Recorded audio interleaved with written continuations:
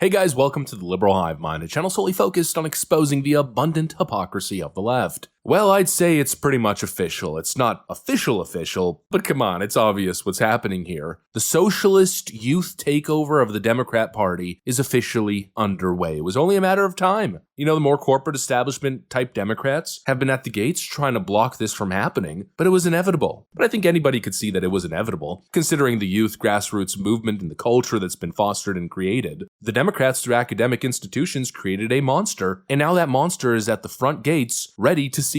You know, for years, AOC running for president has been nothing more than a meme, a pipe dream for unhinged leftists. But now, it's happening. It's become reality. She'll probably never admit it, at least not right now, not yet. She'll probably keep the official announcement strategically timed for maximum impact heading into the 2028 primary season, but the writing is on the wall. Bernie Sanders is stepping down, his last 3 attempts didn't work, and so he's now passing the torch. And guess who's now holding that torch? It's Alexandria Ocasio-Cortez. She is his hand-picked successor. She is running for president as the next Bernie Sanders challenging the Democrat establishment. And let me show you guys exactly what I mean by that. We got some stuff to get into, so let's roll the tape. All right, folks, so the evidence is clear, and that evidence is baked into the posts and the events that AOC is holding. She just posted this. Something special is happening. Yeah, I'm sure it is, AOC. Over 34,000 people joined our Fight the Oligarchy rally tonight with Bernie Sanders and I, the biggest political event in Denver since Obama 2008. I wonder what that could mean. Working people are ready to stand together and fight for our democracy. Thank you, Colorado. And take a look at the crowd size. Yeah, AOC's bragging about her massive crowd sizes, literally comparing them to Obama rallies in 2008, and that's not an accident. I mean, even CNN recently compared her rise to Obama's. They're obviously trying to build some momentum here, trying to craft this narrative that they are now the party and that a movement is happening. Something special's happening, people. Everybody loves me and wants me to run for president just like Obama in 2008. That's essentially what she's saying. I guess she's trying to speak it into existence. But clearly that's the play here. And obviously Bernie Sanders is behind it. He's doing all kinds of podcasts with her and now going on this national tour with her. He's obviously attempting to boost her stock, clearly positioning her as the next leader of the movement. And they've teamed up together for their oligarchy tour, or Fight the Oligarchy tour, drawing huge crowds nationwide. This is a power move. We need a Democratic Party that fights harder for us today. That means our communities, each and every one of us, choosing and voting for Democrats and elected officials who know how to stand for the working class. I want to give you your flowers for a second because you all have been working overtime to make that happen. It's obvious what's happening. Schumer is tanking. The old Democrat leadership is completely unpopular with the Democrat base, and so they're trying to rebrand the party. The Democrat Party is actively being morphed or attempted to be morphed into the Democrat Socialist Party of America. And honestly, I don't know if the Democrat establishment is ready to fend this off. Because this is what's left, folks. This is the only grassroots movement on the left. The young socialist wing that's trying to take it all over. This is the only part of the party that's making noise, that's making waves, that even has leaders that are able to drum up grassroots support and make noise. You know, the reality is, we laugh at AOC a lot. And I'm not saying this in the sense that I think she's some incredible character who could get this job done. I highly doubt that. But the reality is she's the only person on the Democrat Party who could actually draw a crowd like this. Kamala Harris couldn't do it. She needed Beyonce to get people to show up to her events. Meanwhile, AOC shows up in Denver and gets 34,000 people there. That's something. Again, I think she's only speaking to the fringe of the party, but she's doing something that the Democrat establishment candidates cannot. There's pretty much nobody who matches her political stock right now within the world of Democrat politics. And while people on the left are looking at that and they're saying, wow, it's so inspirational, at the end of the day, it may be slightly inspirational, but it's spelling disaster. Because even though they're getting crowds out, the headlines, the analysis, isn't necessarily so positive. No, this Fight the Oligarchy tour is already getting totally exposed. Even left-wing commentators are openly mocking the entire spectacle. Here's self-proclaimed leftist Batya Ungar-Sargon giving her 2 cents, chiming in. There is such an irony to Democrats talking about oligarchy because, of course, for every one billionaire that backed President Trump, Kamala Harris had 2. 9 of the 10 richest counties in America are represented by Democrats. 65% of Americans making over $500,000 a year today are Democrats. 75% of hedge fund managers who make political donations donate to Democrats, and 95% of political donations from the top 3 management consulting firms go to Democrats. Meanwhile, President Trump absolutely crushed with Americans who make under $100,000 a year. The Democrats are the party of the wealthy.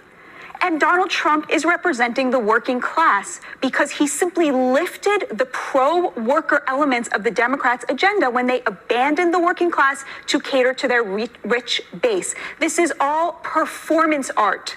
And what's so upsetting about it is they are being paid by the American people to serve them, and they are doing nothing of the kind. It's so true. They're on a fight the oligarchy tour when they're literally the party of the billionaire oligarchs. It's so incredibly dumb. And even the mainstream media clowns that are attempting to spin this into something inspirational and good, like the far leftoids at MSNBC, well, they're inadvertently admitting some pretty uncomfortable truths. First off, the oligarchy tour, I think, kind of misses middle America because Democrats, in my view, being tone deaf from what the American people are saying.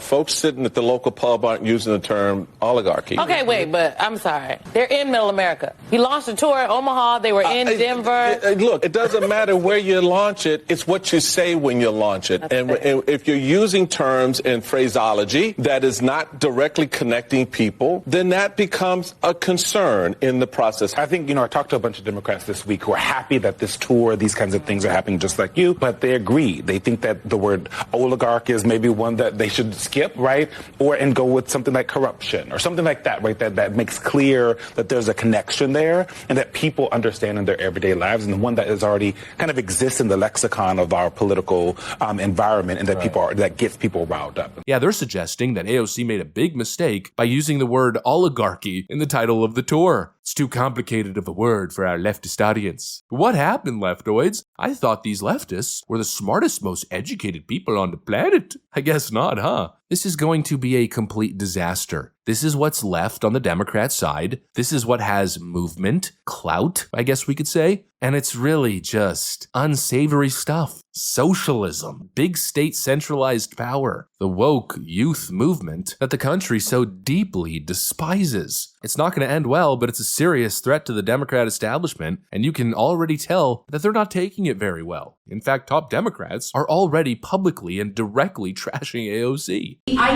can't just chain myself to the White House and become an activist full time because you and others here are going to call me for things that you need. All of those things require me to be more than just an AOC. Everyone you mentioned has a lot of words, but what have they actually done to change the situation with Donald Trump? She's done nothing. She's accomplished nothing. Oof. And that's not coming from us. That's coming from her own party. There's a massive power struggle happening right now, and it's probably going to play out in a very ugly mess moving into the 2028 midterms. AOC is running, and they're going to do everything in their power to stop her. And honestly, I think they're going to succeed. Considering what we know about the Democrats during the primary process, I think there's very little chance. And that creates a very, very unfortunate situation for Democrats, because who do they have left? All their talent is gone. They have no real alternative. So what happens? They're probably just going to astroturf another candidate, force them through, and it'll be another disaster like Kamala Harris. Some uninspiring, weak, total dud.